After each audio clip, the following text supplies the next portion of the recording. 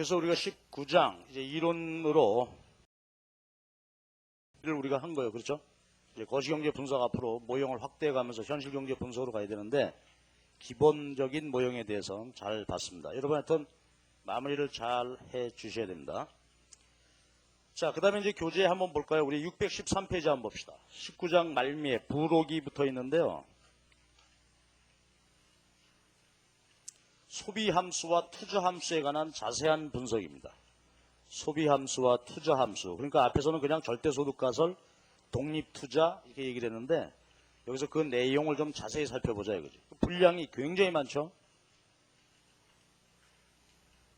근데 여기는 이제 그 출제의 빈도가 그렇게 많지는 않은 부분이고 또 우리는 빨리 국민소득 결정 이런 얘기부터 먼저 하는 게 좋을 것 같아요. 그래서 이 부록 얘기는 뒤로 미루겠습니다. 뒤로 밀어서 뒤에서 이제 한꺼번에 정리를 드릴 테니까 여기 그냥 지나가고 우선은 이제 국민소득 결정 이론부터 빨리 좀 보는 게 좋겠죠.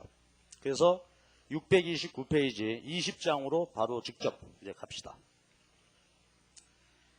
예, 소비함수, 투자함수는 뒷부분에서 한꺼번에 정리해 드릴게요.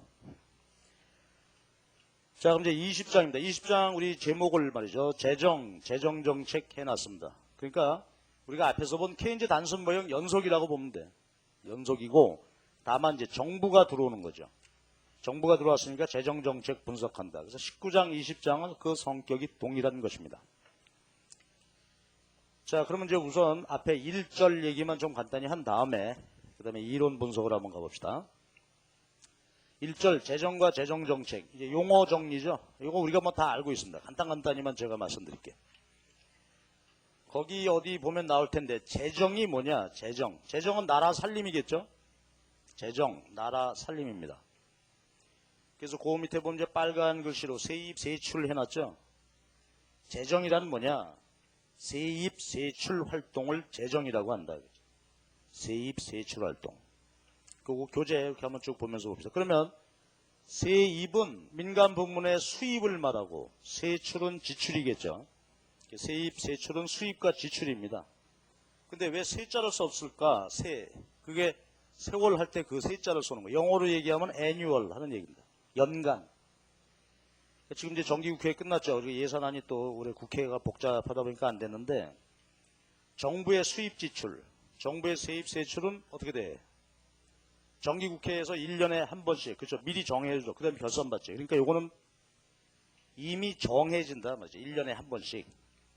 그래서 요거를 세입 세출이라는 용어를 쓰는 것이다. 이렇게 이제 보면 되고. 그 다음에 세입, 정부의 수입인데요. 정부 수입의 대부분은 뭘까? 조세 수입이 되겠죠. 조세 수입이 대부분일 거고요. 세출, 정부의 씀씀이. 정부는 어디 쓰지? 이건 우리가 알고 있어. 어디다 쓰죠? 소비 지출 있죠. 그 다음에가 정부 투자 지출 있겠죠. 그 다음에 또 하나가 뭘까? 이전 지출. 그 저소득층에 대해서 도와주는 거예요. 그래서 우리가 보통 세입, 세출 하게 되면 세입은 조세 수입이고 세출은 세 가지죠. 자, 소리내서 한번 말해봐. 정부 세출은 뭐라고? 정부의 소비 지출, 정부 투자 지출, 정부 이전 지출입니다. 자, 그럼 오른쪽 페이지로 가보면 거기 빨간 글씨들이 쭉 나열되어 있는데 재정 흑자, 재정 적자, 균형 재정. 재정 흑자는 뭘까? 그렇다면. 그렇죠. 흑자다. 뭐 개인이나 국가나 마찬가지겠죠. 세입이 많았으면 흑자고 세출이 많으면 적자 살림 낸 거죠. 똑같았으면 균형 재정이다. 그러니까 재정이 적자 났다. 씀씀이가 더 많았다. 그럼 빚을 졌겠죠. 적자. 근데 우리가 재정 흑자도 좋지 않고 적자도 좋지 않죠. 균형으로 살았으면 좋겠어. 간단한만 합시다. 왜 재정 적자 안 좋죠? 개인이나 국가나 말이야. 적자 났으면 그 액수만큼 어떻게 된 거예요? 빚 냈죠. 빚. 빚은 언제 갚든지 갚아야 될 거 아니야. 그렇죠? 그런데다가 빚을 졌으니까 또 이자 내야 되죠. 그러면 재정에서 적자를 내게 되면 그 이자하고 원금 상환을 해야 되는데 그것도 누가 해야 돼? 우리 국민이 뭘 통해서? 세금 내야 되죠. 미래에 결국 우리가 다 갚을 돈이다 이거야. 여러분 아마 그 신문 보도 봤겠죠. 우리가 외환위기 극복하는 과정에서 공적 자금 엄청나게 투입했죠. 재정 적자가 많이 났지. 엄청난 돈이 지금 적자 갚아야 되는데 혹시 신문 보신 분 있어요? 몇 년 동안 갚아야 된다고 앞으로? 계획이? 뭐 본 적이 없으면 대충 한번 감으로 잡아봐. 몇 년쯤 갚아야 다 갚을 것 같아? 그 5년 동안 난리친 게. 22년입니다. 지금 여러분 나이가 몇이요? 여러분 평생 바쳐서 그 빚 갚아야 돼. 여러분이 세금 무지하게 내야 돼. 저 같은 사람들이 이제 여러분한테 미안한 거죠. 그렇죠? 기성세대가 잘못해가지고 자라나는 여러분 새싹들한테 빚만 남겨놨어. 22년 갚아야 돼. 여러분 그거 갖고 나면 나이 50대나 이제? 그렇죠? 이게 참 엄청난 일이에요. 근데 그 공적자금 돈은 다 누가 진 거예요? 사실 따지고 보면. 그쪽 이제 거시경제 공부하다 보면 나오겠지만 전부 대기업 빚입니다. 그렇죠? 대기업이 뭐 이렇게 돼가지고 못 갚은 거. 그거를 정부가 갚아줬단 말이야. 그 대기업 빚을 결국은 국민들 세금으로 여러분이 22년간 내야 돼. 자, 그러니까 적자는 안 좋다 이거죠. 적자는 미래 세대가 책임져야 돼. 그러니까 현재 세대가 여러분한테 폐를 끼치는 겁니다. 그래서는 안 되죠. 그러면 흑자를 내야 되겠냐? 흑자, 평상시 경우라면 흑자 내는 것도 좋지 않죠. 그렇죠? 아니, 왜 쓰지도 않을 돈을 왜 걷어? 그치? 네, 그러니까 좋지 않죠. 근데 우리처럼 지금 이제 이미 진 빚이 많으니까 22년 동안 계속 어떻게 된다는 거예요, 결국은. 흑자를 내야 된다는 거죠. 그 남은 돈으로 빚을 갚지. 그쵸? 앞으로 우리나라는 20년 이상은 흑자를 계속 내야 돼. 그래야 빚을 갚을 수 있게 된다. 이제 그런 것이 없었다면 균형 재정 상태가 좋다. 이런 얘기입니다. 자, 그 다음에 이제 재정의 범위인데요. 그건 그 다음 페이지 그림, 20-1 그림. 그 내용만 그냥 간단히 한번 봐봐. 이런 것이 재정이다. 그렇죠? 중앙정부, 지방정부, 그 다음에 기업 특별회계, 뭐 이래가지고, 내용들, 우리가 되게 알고 있는 내용이죠. 뭐 외우거나 할 것도 없고, 나라 살림이라는 게 되게 이렇게 구성이 되는구나. 이 정도 보시면 되겠죠. 그 다음에 오른쪽 표는 재정의 현황, 세입 세출액이 되게 어느 정도 되고, 뭐 그런 내용인데, 그것만 봅시다. 그 표, 20-1에서 우리가 표에서 하나 보고 갈 것은 세입. 대부분은 조세 수입이다 이거죠. 거기 보면은 세입은 세 가지로 돼 있죠. 표를 보면 어때요?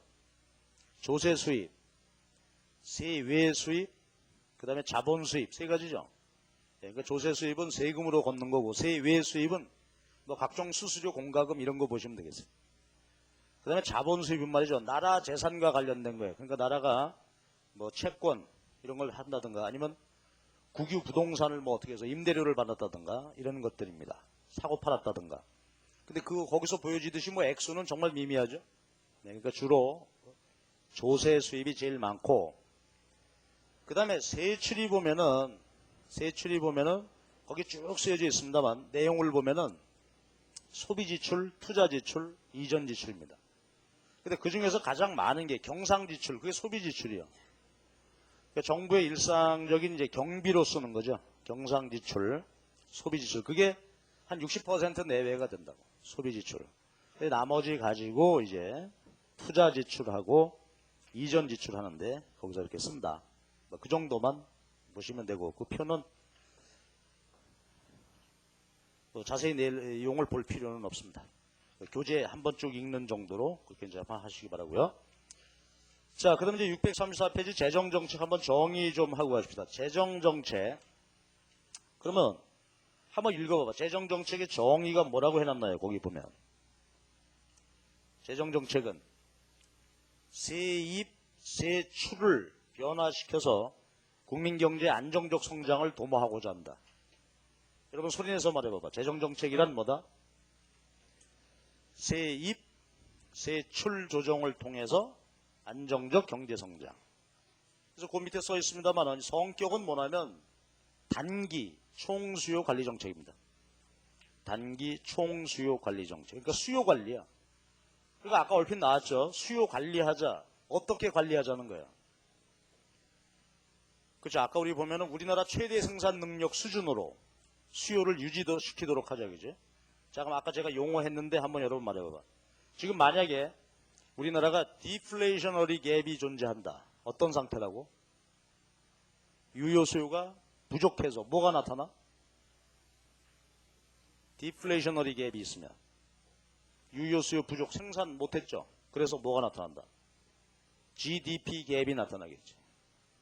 이럴 경우에는 정부가 수요 관리해야 되겠죠. 어떤 식으로 수요 관리해야 되나? 수요를 늘려. 얼마만큼? 디플레이셔너리 갭만큼 늘려주면 되고, 아까 인플레이셔너리 갭 수요 과잉이죠. 그때는 어떻게 하면 될까? 그만큼 수요를 줄여주면 되겠지. 하나만 여쭤볼게요. 인플레이션 갭이 발생하면 어떤 일이 생겨 우리 경제? 두 가지. 초과 수요 상태니까 물가가 오르고, 그 다음에는 대외 부문에서는 경상수지에 적자가 나게 되고, 그렇죠? 자, 그래서 그러한 인플레이셔너리 갭, 디플레이셔너리 갭 요것이 발생하는 경우에는 수요를 관리한다. 그러니까 실제 수요가 완전 고용 수준에 같아지도록 그렇게 하는 것을 우리가 재정 정책이라고 한다 이겁니다. 자, 그러면은 관련해서 얘기 조금 봅시다. 수요 관리하자. 단기 정책입니다. 수요 관리는 단기야. 장기는 뭘까 그거는? 한 나라의 공급과 관련되는 정책이 되겠죠. 자, 그럼 이제 용어를 이제 하나씩 하는데 확대 재정 정책이다. 그러면 그 개념이 뭘까? 재정 정책은 수요 관리 정책이라고 그랬지. 근데 수요를 어떤 식으로 관리하겠다? 확대 재정은 수요를 늘린다는 얘기가 되겠죠. 디플레이셔너리 갭만큼 늘려주겠죠. 그것을 우리가 확대 재정 정책이라고 하고, 자, 그렇다면 긴축은 뭘까? 유효 수요를 줄이자. 그렇죠? 이건 인플레이셔너리 갭이 있을 때, 그렇지? 그만큼 이제 주요 되겠어요. 근데 여러분 조금 전에 보니까 재정 정책의 수단은 뭐죠?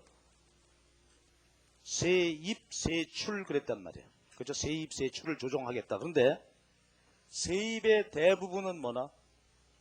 텍스, 세출, G라고 쓰겠습니다. 그렇죠? 다시 한번 보자고. 그러니까 세입, 세출을 조정해서 수요를 관리하겠다. 이게 재정정책입니다.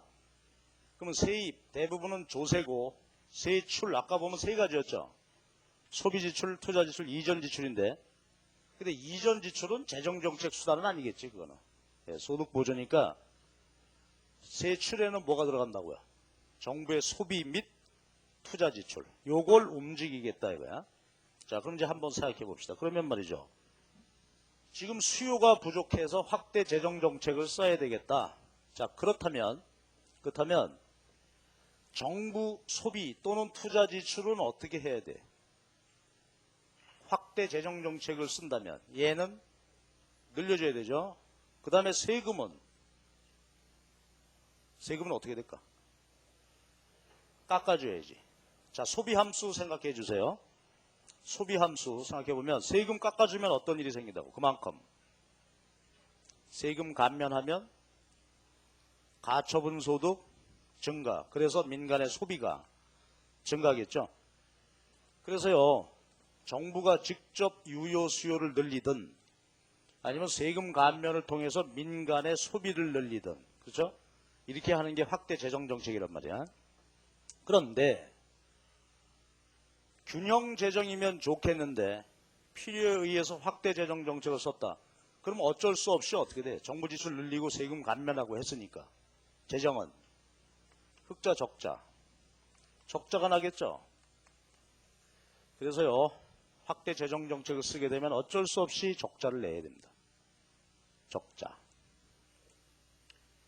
그럼 개인이나 국가나 마찬가지야. 적자가 나면 어디선가 돈을 꾸어다가 했다는 얘기인데, 그죠? 적자를 보전해야 되겠지. 메꾼다. 적자를 보전해야 돼. 여러분 한번 생각해 봅시다. 적자 보전 방법. 즉, 돈 꾸올 수 있는데, 이것도 역시 마찬가지야. 개인의 경우나 마찬가지인데, 정부도 이제 살림하다 보니까 말이죠. 확대 재정 정책 쓰게 되었고, 그러면 적자가 났고, 돈을 빌려와야 되는데, 우선 생각나는 데가 어디나? 어디서 빌릴 수 있을 것 같아, 돈? 여러분 돈 쓸 때 있으면 어디 생각 제일 먼저 나요? 엄마? 엄마 말고 엄마한테는 그건 갈취하는 거고 말이야. 그렇죠? 어디? 친구한테도 말하기 남사스럽잖아, 그거. 은행이지, 은행. 그죠? 어떻게 카드라도 해갖고 현금 서비스 받을 데 없나? 은행이란 말이야, 은행. 정부도 마찬가지야. 정부도 은행 생각이 나죠. 근데 정부가 최신머리 없이 국민은행 가가지고 돈 좀 꺼줄래? 자, 은행. 어느 은행에 가서 꺼달라고 할 것 같아? 예, 중앙은행 차입입니다. 한국은행에 가갖고 돈 좀 꺼줄라고. 근데 한국은행 답답하죠? 한국은행이 예금 받는 은행이 아니죠. 어디 돈이 있어 돈을 꺼주나? Money supply. 통화량을 늘리는 겁니다. 뭐 꼭 그런 건 아니지만 우리가 여기서 공부할 때 돈 찍어서 빌려준다 이거지. 그러니까 정부가 적자가 나면 돈을 빌릴 수 있는데 그중에 첫 번째가 한국은행으로부터 차입할 수 있단 말이죠. 근데 한국은행은 예금 받는 은행이 아니기 때문에 돈이 없어. 재원이 없단 말이야. 돈 찍어서 빌려줄 수밖에 없습니다. 근데 이것도 자꾸 가서 꿔달라 그러면 중앙은행 짜증내겠죠. 없어 이제 우리. 그죠? 그러면 누구한테 생각나? 친구 생각난다고 그랬는데 정부도 국민이죠. 국민으로부터 차입해. 이건 여러분 알지? 여러분 정부가 국민에게 돈 꾸는 방법이 있어요. 어떻게 꿉니까? 그죠? 그게 바로 뭐예요? 회사나 똑같죠. 채권 발행한단 말이에요. 그치? 본드, 국고채를 발행을 한다. 삼성이 돈 필요하면 일반 회사가 돈 필요하면 둘 중에 하나 주식을 발행을 해서 자기 자본금으로 늘리든 아니면 채권 발행하는 거죠. 회사채 발행하는 거나 똑같아. 정부가 국민에게 채권을 발행을 합니다. 그래서 빌리거나. 근데 이제 국민도 돈이 거덜이 났어. 이제 빌려줄 돈도 없어. 그러면 생각하는 게 뭐 외국에 가서 구워올 수도 있겠죠. 그래서요. 확대 재정정책 하게 되면은 정부 지출 늘리고 조세 수입 줄여야 되는데 그 과정에서 적자가 나게 되고 메꾸는 방법은 세 군데다. 그런데요. 재정정책의 정의는 필요한 재원을 오로지 뭐로만 조달할 때 국고채, 국민에게 차입할 때만 이때 우리가 재정정책이라고 말합니다. 왜냐하면 해외 차입 이거는 외생 변수고요. 그 다음에 요거 한번 봐봐. 중앙은행에 돈을 꾸는 거는 잘 보면은 정부가 확대 재정정책 쓴 것과 아울러 한국은행은 어떻게 했어요? 통화량을 늘렸지. 통화량을 늘리는 것을 뭐라 그래요 우리가? 이거 확대 금융정책입니다. 그렇지? 그러니까 이 경우는 두 가지 정책을 동시에 쓴 거예요. 그래서 이거를 우리가 정책 혼합이라고 그래. 팔리스 믹스. 그러니까 재정정책과 금융정책을 동시에 쓴 셈이다 이거지. 그래서 우리가 재정정책 할 때는 어느 경우만 상정한다고? 국민들에게 채권 발행을 해가지고, 그죠? 그 돈으로 재정적자를 메우면서 유효 수요를 늘릴 때, 그때를 우리가 재정정책이라고 합니다. 자, 여러분 소리내서 다시 한 번만 말해줘 봐봐. 재정정책 쓰게 되면은 분명히 재정 불균형이 나온다. 불균형, 재정 보조는 무엇만 갖고 한다? 국고채로만 하는 것입니다.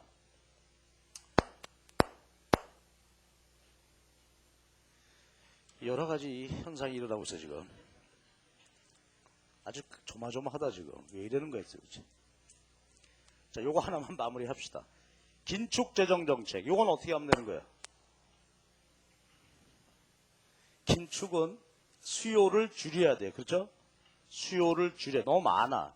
수요 줄이는 방법은 어떻게 하면 되겠어요? 정부 소비 투자를 줄이거나 아니면 세금을 더 걷거나. 그렇죠? 그래서 수요를 줄일 수 있겠죠. 그렇게 되면 재정은 어떻게 될까? 흑자가 나겠네요. 흑자. 그럼 흑자 남는 돈은 어떻게 하면 돼? 옛날에 빚진 거 있으면 갚고, 그렇지 않으면 아까처럼 재정에서 흑자가 나면 정부 저축할 수 있겠죠.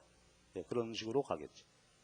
근데 되게 긴축 재정보다는 우리 분석은 역시 경기 침체에 벗어나는 거 주로 확대 재정이니까 아까 요 관계대로 놓고 정리하시기 바랍니다. 그래서 우리가 재정과 재정 정책에 대해서 이 정도 얘기를 하고, 그 다음에 이제 잠깐 쉬었다가 636페이지에 그 재정정책과 케인즈 모형 이론 분석으로 바로 넘어가도록 그렇게 합시다.